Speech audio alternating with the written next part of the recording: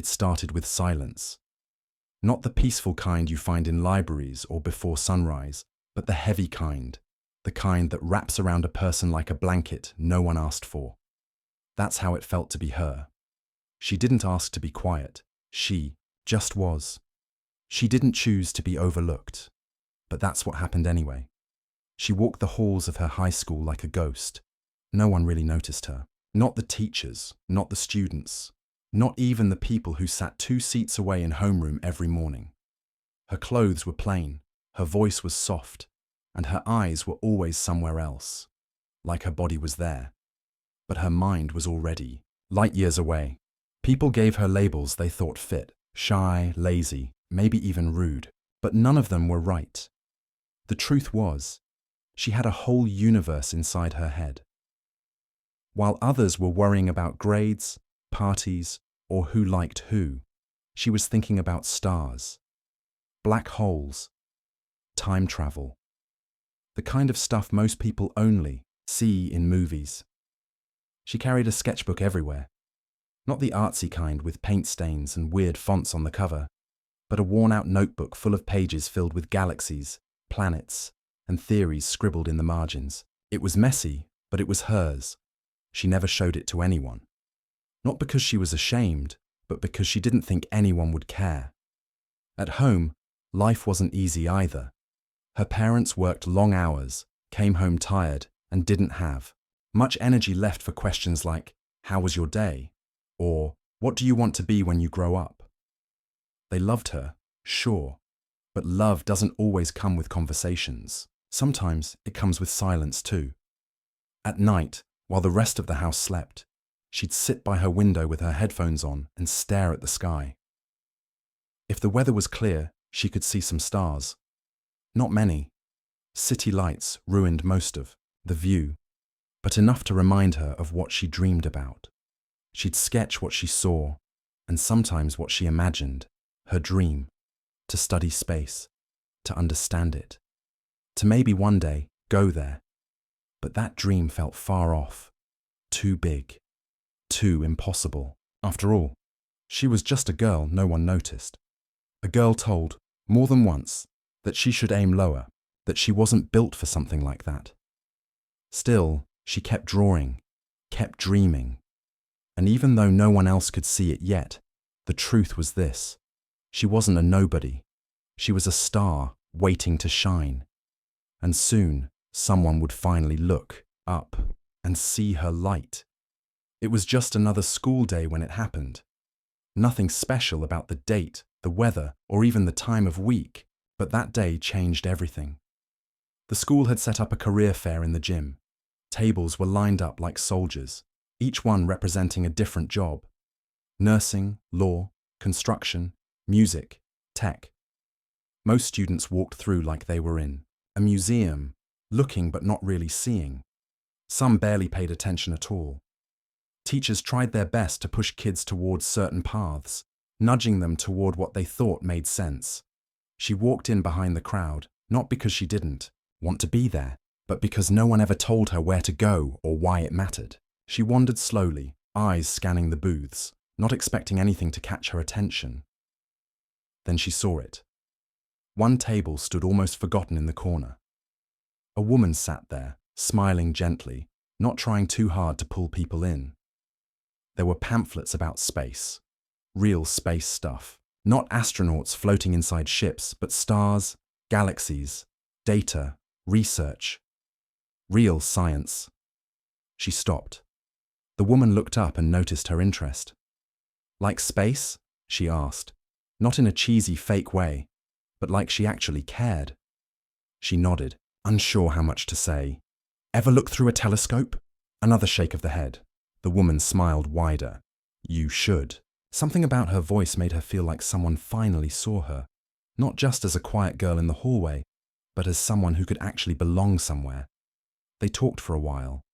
The woman asked questions about stars, about what she liked, about what she dreamed of, even if it felt silly saying it out loud. When the woman offered her a summer opportunity, an actual program for young minds interested in space, she almost said no. Not because she didn't want it, but because she couldn't believe someone would offer it to her, of all people. But the woman didn't wait for her to doubt herself. She handed her an application and said something she wouldn't forget. Sometimes the smartest people are the ones no one notices first. That doesn't mean they don't shine. That night, she sat by the window again. The same sky, the same notebook. But now, something felt different. For the first time, she wasn't just dreaming about space. Someone else believed she could reach it. And maybe, just maybe, she started believing it too. That summer changed everything. She showed up on the first day nervous, unsure if she really belonged. Everyone else seemed so confident, like they had always known they were meant to be there. She kept her head low, stayed quiet, and tried not to take up too much space. But something was different here.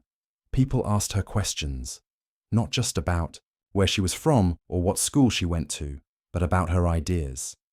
They wanted to know what she thought about stars, black holes, the edge of the universe. No one laughed. No one told her she was dreaming too big. For the first time, someone treated her like she mattered. They gave her tools she'd never seen before. Real telescopes, data charts, even access to live feeds from space stations. At first, she felt overwhelmed, like someone had handed her a puzzle in a language she only half knew. But slowly, piece by piece, she started to understand. She wasn't the loudest in the group, but when she spoke, people listened. Her way of thinking was different, not worse, just different. She saw patterns others didn't. She asked questions no one had thought of, and soon she became someone others turned to for help. One afternoon, she was asked to give a short presentation on black holes. Just 5 minutes, no slides, just her and her thoughts. She panicked at first, stomach twisting, hands shaking. But she took a deep breath and began. And then something strange happened. As she talked, her voice grew stronger. The more she explained, the more excited she got. The eyes in the room weren't looking away. They were locked on her. When she finished, there was a pause, then someone clapped, then more did. It was the first time anyone had ever clapped for something she said. Back home, things hadn't changed yet. Her school still didn't know her name. Her classmates still barely noticed her. But now, she had proof. Small, powerful proof. That she was good at something. That she could do more than just sit quietly and watch life go by. She started tutoring younger kids in math and science at the local library. Not because she had to, but because she remembered what it felt like to be invisible. If even one kid felt seen through her help, it would be worth it. She still looked out the window at night, sketchbook in hand. But now, the stars didn't feel quite as far away, because she wasn't just looking at them anymore. She was learning how to reach them. She didn't expect anyone back home to care. After the summer program ended, she returned to school like nothing had changed. Same hallways, same blank faces, same teachers who still forgot her name by second period. But inside, everything had changed. She carried something new now. Not just knowledge, but confidence, quiet confidence. The kind that doesn't shout but glows from within. She worked hard that fall, pouring herself into her studies and finishing a science project on gravitational lensing, the bending of light in space. It was a complex topic for a high school student, but she wasn't trying to impress anyone. She was just following what excited her. Weeks later, she got an email. She'd won first place at the regional science fair. She read it 3 times before it sank in. Her first place, not someone else's idea, not something copied or faked. Hers. She printed the email and brought it to school, unsure how people would react. When the morning announcements came over the speaker, she waited anxiously. Surely they'd mention her win. Maybe not with fireworks, but at least with a sentence. They didn't. Instead, the announcer thanked students for participating in the debate club, reminded everyone about upcoming exams, and gave a shout-out to the football team. No mention of the science fair. No mention of her. Later, she asked the teacher in charge why her name wasn't called. "Oh," the teacher said, flipping through papers on the desk. "I thought that was someone else." That one line hit harder than she expected. She walked out feeling invisible all over again.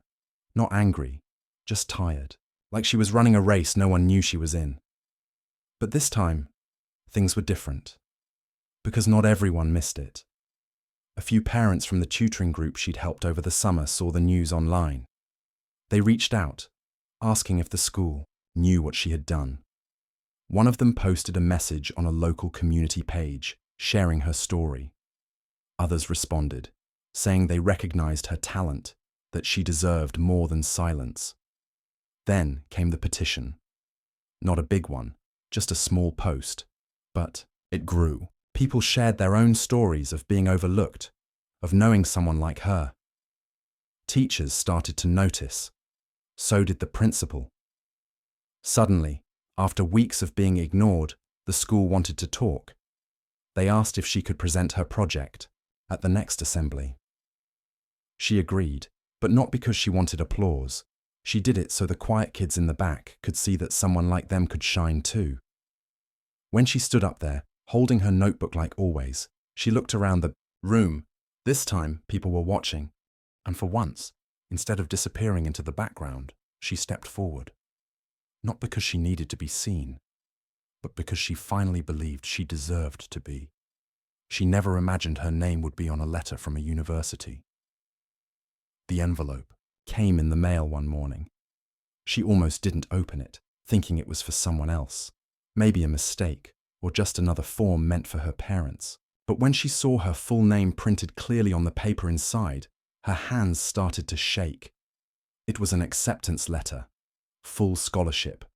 One of the top science schools in the country had seen her work, her project, her letters of recommendation. They wanted her, not because she fit a mold, but because she broke it, because she thought differently, because she kept going even when no one was watching. She read the letter twice, then folded it carefully and put it back in the envelope like it was something fragile. Back at school, things hadn't changed much. The same teachers still walked past her without saying good morning. The same students still didn't know her name, but now she didn't need them to. Still, something happened at graduation that surprised her. At first, it was like any other ceremony. Long speeches, rows of students in matching gowns, families clapping as names were called. As always, she expected to walk across the stage quietly, receive her diploma, and move on. But then something unexpected happened. When her name was announced, the room paused, a few claps, then more. Someone stood up, then others followed. It wasn't loud or wild, but it was real. Some teachers smiled. Some parents cheered. A few students looked around like they were trying to remember if they ever spoke to her. She walked across the stage, head held high, not because she needed their approval, but because she finally had her own. Later, during the reception, a younger student approached her, holding a small notebook just like the one she used to carry. "I heard what you did," the student said shyly. She smiled. "What did I do?" "You reached for something big." That night, sitting outside under the sky, she opened her old sketchbook one last time. The pages were worn, the drawings faded, but every line told a story of silence, of doubt, of rising. She wasn't the loudest, she wasn't the fastest, she wasn't the most popular, but she was here. Not because she changed who she was, but because she never stopped being herself. And for the first time, the world was finally paying attention. Not because she shouted, but because she shone. In a few weeks, she'd leave for college. New city, new people, new challenges. But this time, she wasn't walking into the unknown alone. She was walking toward it with purpose, with strength, with light. College was not what she expected. It wasn't. Just harder, it was different. People spoke quickly, ideas flew fast, and sometimes even she felt small again. Not because she didn't belong, but because change is never easy. There were nights when she sat alone in the library, staring at equations that made no sense, wondering if maybe everyone had been wrong about her. Maybe she had gotten lucky once. Maybe this time she wouldn't make it through. But then she remembered something from long ago, something she had told herself when no one else believed in her. You don't need permission to shine. So she kept going. She asked questions. She stayed after class. She read more than she had to.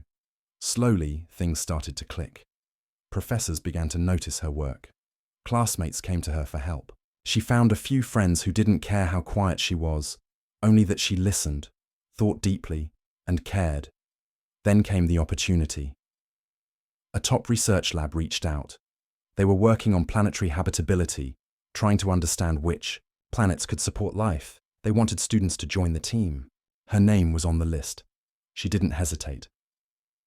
For months, she worked late into the night, analyzing data, running simulations, writing reports that would be read by scientists around the world. She wasn't just studying space anymore. She was helping shape how people understood it. And then, one morning, her name showed up online, not in a school post or a science journal, on news websites. A major discovery had been made, and part of the data she studied helped confirm it.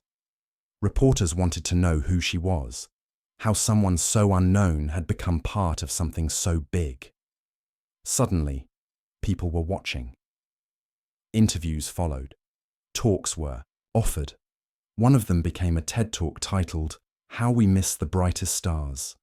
In it, she talked about being invisible, about silence, about how talent isn't always loud or flashy. It's often quiet, waiting to be seen. The video went viral. Students watched it in classrooms. Teachers shared it in meetings. Parents played it for their kids. And in schools across the country, the message was clear. Don't miss the ones who are thinking, not talking. Don't overlook the ones who dream, even if they whisper. Because sometimes, the brightest stars begin as shadows. She never changed who she was, still soft-spoken, still deep in thought, still drawing galaxies in the margins of her notes. But now, instead of hiding behind silence, she used it to speak louder than anyone ever expected, and the world finally leaned in to listen. She came back, not for the applause, but for the ones still waiting to be seen. Years had passed since she walked those halls as a student. Back then, she was invisible, just another quiet face in a sea of noise. Now, she stood at the edge of the same schoolyard, watching kids move through the gate like they always had. Some loud, some lost, some trying to disappear. And somewhere among them was someone like her. Someone who dreamed too big to be noticed. She wasn't here to show off or remind anyone of how far she'd come. She was here to build something that hadn't existed when she needed it most. A place where curious minds could grow. With help from grants and donations, she opened a small STEM center right in her old town. Not fancy, not huge. Just enough space for books, tools, computers, and most importantly, support. A place where kids didn't need to shout to be heard, where questions were more important than answers, where being different wasn't a problem, it was the point. She remembered what it felt like to sit alone at lunch, sketching planets in the corner of a notebook while the world moved on without you. She wanted to make sure no one else had to feel that way again. Word spread quickly. Parents brought their kids after school. Teachers recommended students who showed potential but never got chances. And slowly, the center filled with laughter, debate, experiments, and dreams. One day, during a workshop on stars, she noticed a teen sitting quietly in the back, head down, sketchbook open, eyes full of thoughts they weren't ready to share yet, just like she used to be. Afterward, she walked over and placed a new sketchbook on the table. "For your universe," she said with a smile. The teen looked up, surprised. "You don't have to wait for someone to notice you," she added gently. "You already matter." And in that moment, something passed between them, not just words, but hope. Because she knew now that greatness doesn't always shout. Sometimes it starts with silence, and sometimes all it takes is one person to finally see someone else for the whole world to begin to shine. She left that day with the same quiet strength she had always carried, not looking for praise, not chasing attention, just lighting the way for the next star waiting to rise.